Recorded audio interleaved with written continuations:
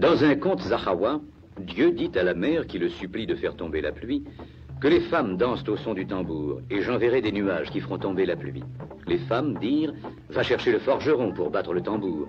Le forgeron dit « Va chercher le bouc et qu'il vienne se faire égorger pour que de sa peau, je recouvre mon tambour ». Ce tambour du forgeron se nomme Egidi.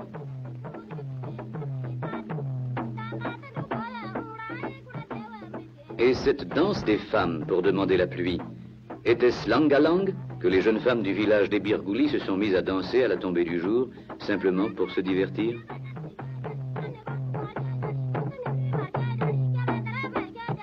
La plupart portent le pagne traditionnel de cotonnade indigo.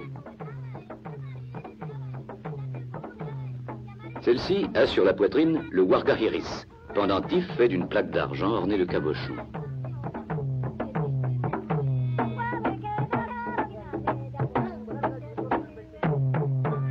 Elle danse seule, car la saison des pluies a commencé, les garçons sont avec les troupeaux. Certaines se sont parées d'un lourd collier d'ambre naturel, acquis boule après boule.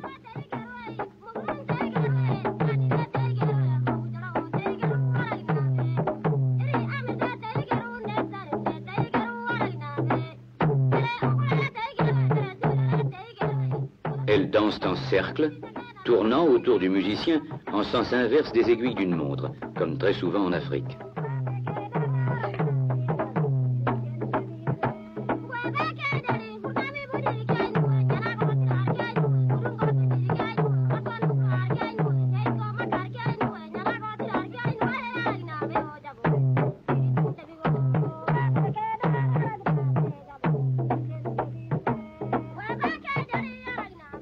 Plusieurs ont posé sur leur tête le mamour, coiffure faite d'un arc de cuivre orné de perles rouges anciennes et de boules d'ambre.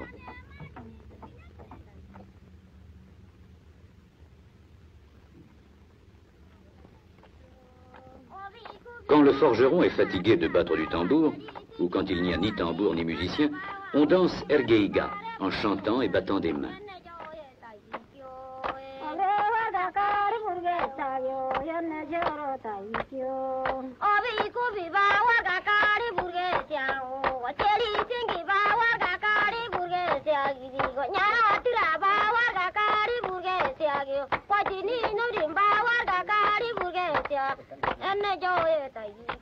C'est une sorte de concours de saut qui s'exécute généralement à deux, quelquefois à plusieurs. Lorsque les garçons sont là, ils se groupent à quelques pas du demi-cercle des filles. L'un d'eux se détache en courant et désigne du bout du pied la jeune fille qui l'invite à danser. Si un grand personnage assiste à une danse, on attend de lui qu'il encourage musiciens et danseurs.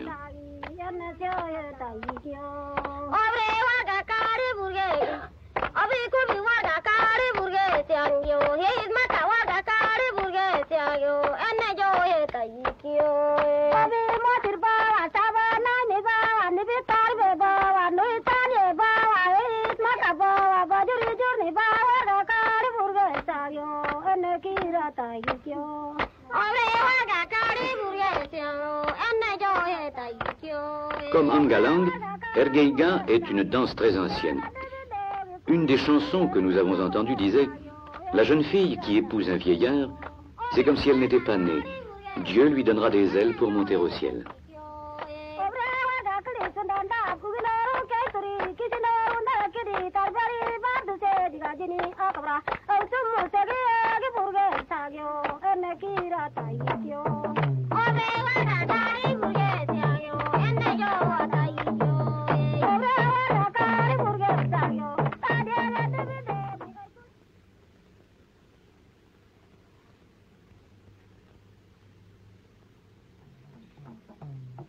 Nous sommes au mois d'août et les pluies se font attendre.